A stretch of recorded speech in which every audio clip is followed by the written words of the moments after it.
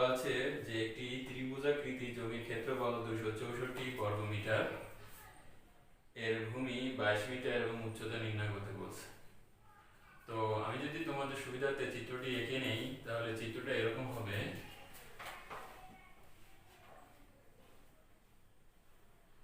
অর্থাৎ এই একটা ত্রিভুজ, মনে করো একটা এ বি সি একটি ত্রিভুজ। তো এই ত্রিভুজে বলা হয়েছে যে এর ক্ষেত্রফল 264 বর্গমিটার, অর্থাৎ এইটা যদি হয় ত্রিভুজ তাহলে এর ক্ষেত্রফল হবে 264 বর্গমিটার। তো আমি লিখে নিলাম এখানে ক্ষেত্রফল, অর্থাৎ ত্রিভুজ এ বি সি এর ক্ষেত্রফল হলো 264 বর্গমিটার। এর ক্ষেত্রফল 264 বর্গ মিটার। যেহেতু এর ক্ষেত্রফল 200 বর্গমিটার দেওয়া আছে এবং বলা আছে যে এর ভূমি 22 মিটার, অর্থাৎ ভূমি হলো বিসি। বিসি সমান কত মিটার? 22 মিটার, অর্থাৎ এই হলো 22 মিটার। আর উচ্চতা মনে করে এডি, অর্থাৎ উচ্চতা বের করতে বলছে। উচ্চতা কি করতে বলছে? বের করতে বলছে। এখন উচ্চতা আমি জানি না, তো সেক্ষেত্রে কি করতে হবে? উচ্চতাকে আমার মনে মনে ধরে নিতে হবে। তো সেক্ষেত্রে আমি লিখব মনে করি উচ্চতা x মিটার, মনে করি উচ্চতা x মিটার। তো লিখি মনে করি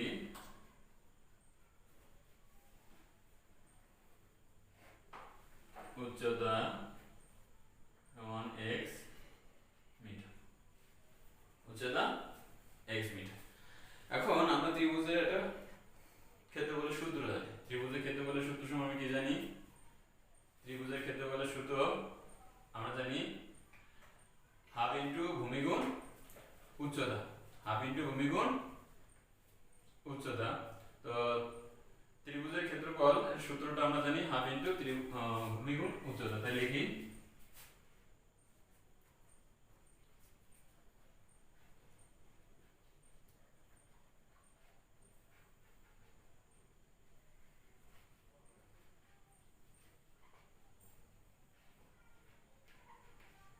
হাফ ইনটু ভূমি গুণ উচ্চতা।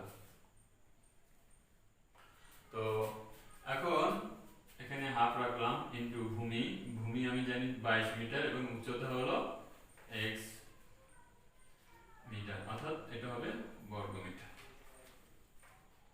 তাহলে এটা দিয়ে 2 দিয়ে আমি যদি 22 কে ভাগ করি তাই 11 দুগুণী 22, 11 সাথে x গুণ করলে 11x বর্গ মিটার।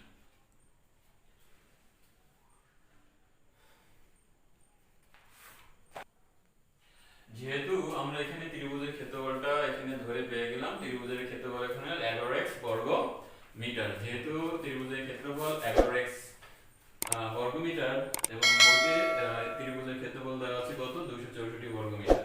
আচ্ছা, এইটাও ত্রিভুজের ক্ষেত্রফল, এইটাও ত্রিভুজের ক্ষেত্রফল। যেহেতু দুইটি একবার সূত্রের মাধ্যমে আমরা এখানে একটা ক্ষেত্রফলের মান পেয়েছি এবং আরেকটা বইতে দেওয়া আছে তোমার ক্ষেত্রফল, এটার মান পেয়েছে। যেহেতু দুইটাই সমান হবে, যেহেতু একটা প্রশ্ন মতে এই কথাটা আমরা এখানে লিখতে পারি, অর্থাৎ আমরা লিখব প্রশ্ন মতে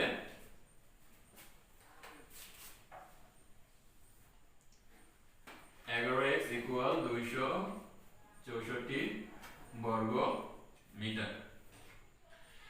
এখানে 11x ও বর্গ মিটার, এটাও বর্গ মিটার, আমরা এখানে বর্গ মিটারটা লিখব না। বা এখন এই x এর সাথে 11 গুণ আকারে আছে, x এর সাথে 11 গুণ আকারে আছে। তো এখানে যেহেতু আমরা x এর মান বের করব, দ্যাট ইজ উচ্চতা বের করব, তো সেই ক্ষেত্রে 11 গুণ আকারে আছে, অপোজিট সাইডে চলে গেলে সেটা কি হয়ে যাবে? ভাগ হয়ে যাবে।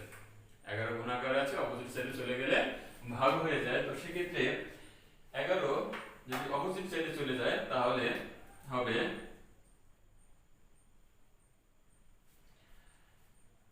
x ইকুয়াল 264 ভাগ 11।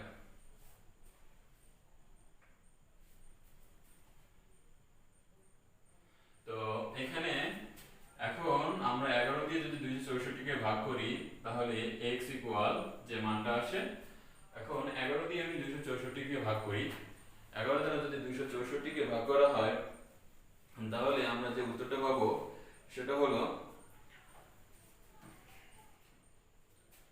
x equal 24 metre.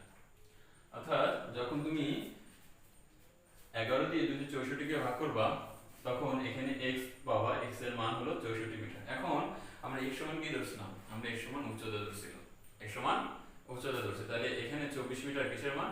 উচ্চতার মান। তাহলে আমরা কি লিখতে পারি যে উচ্চতা x উচ্চতা সমান 24 মিটার, x 24 মিটার। আচ্ছা, আমরা এখন নেক্সট অঙ্কে যাব।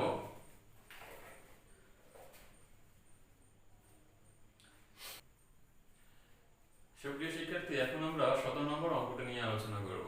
এই অঙ্কটি পরীক্ষার জন্য খুবই গুরুত্বপূর্ণ এবং বেশ কয়েকবার সৃজনশীল আকারে পরীক্ষা এসেছে।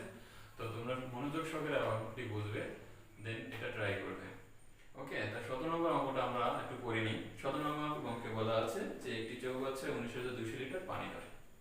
আমরা চৌবাচ্চা তো সবাই চিনি। এর গভীরতা 2.56 মিটার এবং এর প্রস্থ 2.5 মিটার ও দৈর্ঘ্য কত? অর্থাৎ একটু চৌবাচ্চার কথা বলছে যে চৌবাচ্চায় পানি ধরেন 19,200 লিটার এবং এর গভীরতা দেওয়া আছে 2.56 মিটার এবং এর প্রস্থ দেওয়া আছে 2.5 মিটার, দৈর্ঘ্য। তো এটা যদি লক্ষ্য রাখো, এখানে প্রস্থ দেওয়া আছে, উচ্চতা দেওয়া আছে, কিন্তু দৈর্ঘ্য দেওয়া নেই। যেহেতু দৈর্ঘ্য দেওয়া নেই, সেক্ষেত্রে আমরা দৈর্ঘ্যটা এখানে ধরে নেব। আমি মনে করতে পারি যে দৈর্ঘ্য সমান x মিটার। তো দেখি, মনে করি দৈর্ঘ্য ইকুয়াল x মিটার। এখন একটা যে বিষয় লক্ষ্য রাখতে হবে, সে বিষয়টা হলো যে যেহেতু চৌবাচ্চা বলুক বা ঘনাকৃতি কোনো কিছু বললে আমরা সেখানে আয়তন বের করে নিব। অর্থাৎ আয়তন বের করে আমরা সূত্র কি জানি? দৈর্ঘ্য গুণ প্রস্থ গুণ উচ্চতা। তো আমরা সেই এখন আয়তন বের করার আগে যে মানগুলো দেওয়া আছে সেই মানগুলো আমরা লিখে নিব। তো এখানে এর গভীরতা দেওয়া আছে,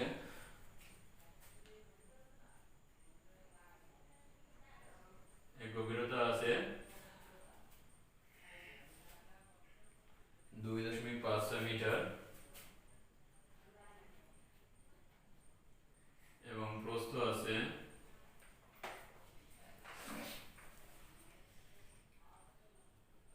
2.5 মিটার।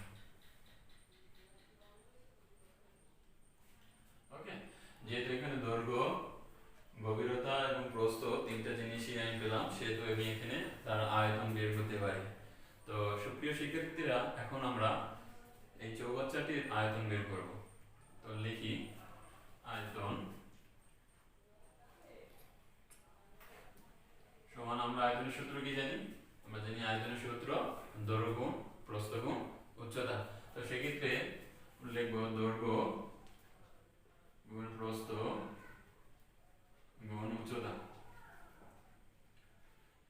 এখন এখানে দৈর্ঘ্য সমান, আমরা এখানে x ধরে নিয়েছি, x, প্রস্থ আমি ধরে নিয়েছি 2.56, উচ্চতা আছে 2.5, প্রস্থ এবং উচ্চতা আছে 2.56 ঘন মিটার।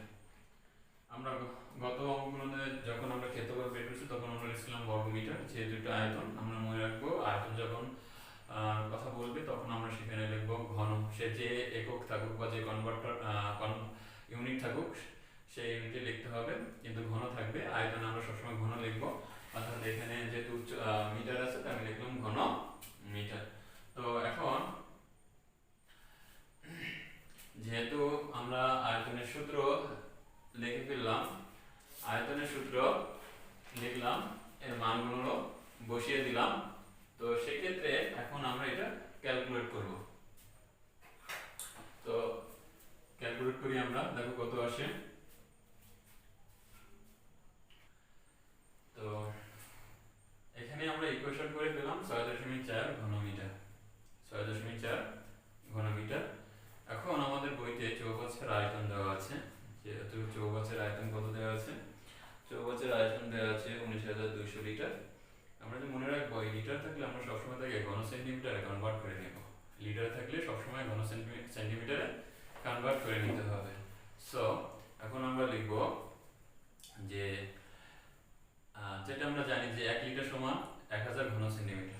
আমরা জানি 1 লিটার সমান 1000 ঘন সেন্টিমিটার। তো আমরা লিখব যে আমরা জানি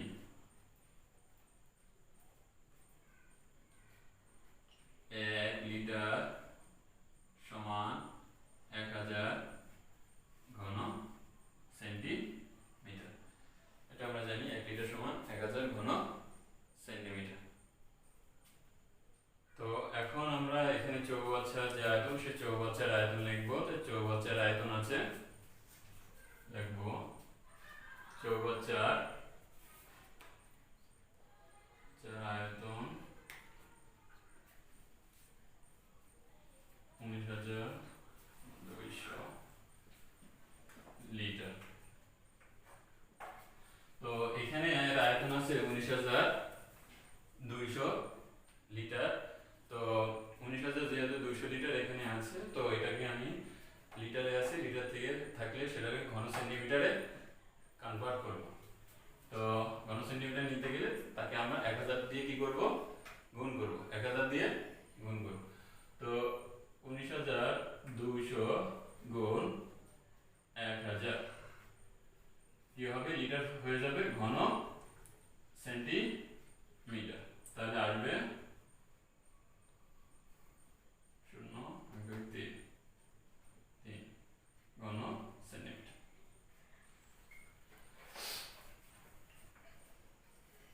তো সুপ্রিয় শিক্ষার্থী, এটা আমরা চৌবাচ্চার আয়তন পেলাম। আর পূর্বে আমরা চৌবাচ্চার আয়তন পেয়েছি, পূর্বেও আমরা চৌবাচ্চার আয়তন পেয়েছি। তো সেক্ষেত্রে এখন আমরা প্রশ্ন মতে লিখতে পারি। তো এখানে ঘন সেন্টিমিটার রয়েছে, আমরা এই ঘন সেন্টিমিটারকে এখন মিটারে কনভার্ট করে নেব। যেহেতু আমরা পূর্বের যে আয়তন বের করছিলাম সেখানে আমরা একটু রেখেছিলাম মিটারে, সেক্ষেত্রে এখানে ঘন সেন্টিমিটারকে আমরা মিটারে কনভার্ট করে নেব। তো সেক্ষেত্রে আমরা লিখব যে 19,2 1 2 3 4 5।